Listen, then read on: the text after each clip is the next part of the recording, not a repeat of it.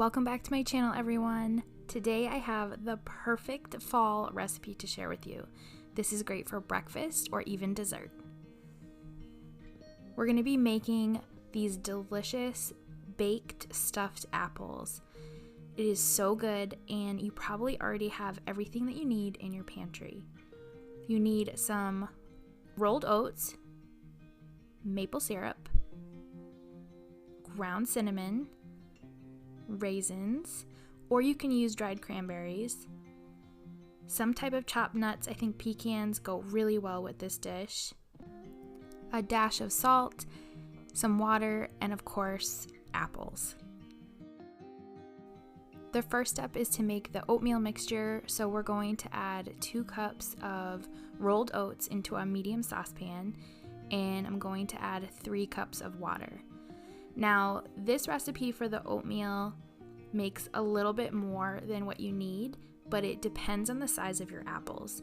So if you have smaller apples like I do, you could definitely possibly cut this in half, or you can just save it and have it for breakfast.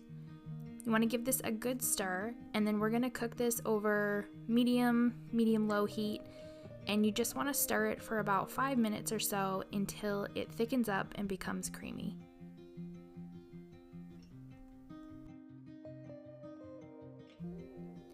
Once it reaches that consistency, we're going to turn the heat off, and now we're going to add some delicious fall flavorings. So ground cinnamon is wonderful. You can absolutely add nutmeg or even pumpkin pie spice. I think would be really amazing in this. So you need a tablespoon of cinnamon,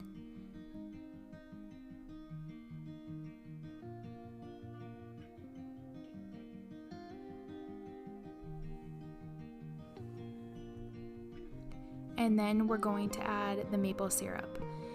We need 2 tablespoons, and there is no other sweetener in this. This does the job to a T. It adds depth, richness, that hint of sweetness. It's so good. So 2 tablespoons of your favorite maple syrup.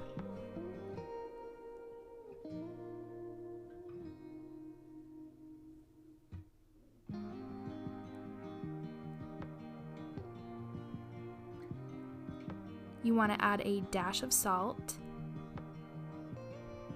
and then you just want to stir all this up, and this smells heavenly. It's warm and comforting, and you can eat it straight out of the pot just like this.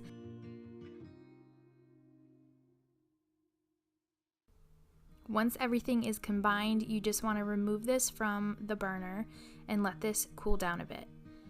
At this point, you want to preheat your oven to 400 degrees. We're going to grease our glass baking dish just with some canola oil, and now we're going to scoop out the inside of our apples. So these were fresh apples that we picked from a local orchard.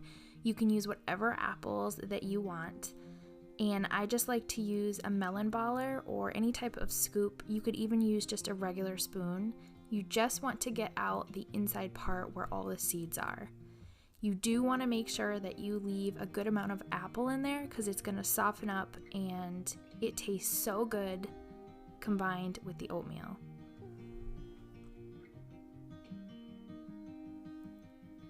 You want to make sure that you prep your apples right before you're going to fill them. I guess it doesn't really matter because they're going to cook anyways, but they do oxidize pretty quickly once you cut into them.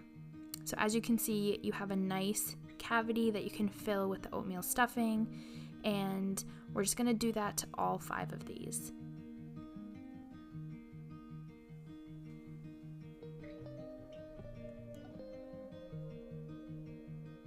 I even used a paring knife just to clean out the top a bit because you want to make sure that you have enough space to get your filling in there.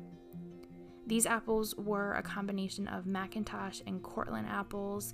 They are so flavorful this year, so good. We have been making all of the things with apples lately. If you have an apple that won't stand up quite straight, you can trim off a little of the bottom. Then you just want to transfer them into your baking dish, and we're gonna take our slightly cooled oatmeal mixture and just using some regular spoons, spoon that mixture right in. Let me know in the comments below if you have been baking with lots of apples. Do you enjoy going apple picking during the fall? I have to say, apple picking is probably one of the things I look forward to the most in the fall. Once you have your apples all filled up, we're going to pop these in the oven at 400 degrees for 30 to 35 minutes, and this is what they look like. They are softened, it smells delicious. Some of the apples burst a little bit, but don't worry, it tastes just as good. And now we're gonna add a couple extra flavorings right on top. I like to sprinkle a few raisins over the top. You could even use dried cranberries, that would be wonderful. And then we're also going to sprinkle some chopped pecans. And again, you could use walnuts, you could use almonds, whatever you have on hand. And then I do one last drizzle of that delicious maple syrup. The maple syrup just adds the perfect amount of sweetness in my opinion. But if you wanted it to be even sweeter, you could add a little bit of brown sugar before you pop these in the oven. So you could definitely tailor this to your personal preference. This makes a wonderful breakfast, a wonderful dessert. You could serve this with a scoop of vanilla ice cream. So I hope you guys will give this one a try. Hopefully you enjoyed this video. If you did, make sure you give it a thumbs up. And if you are new here, I would love for you to hit that red subscribe button so you don't miss any of my future videos. We'll see you in the next one.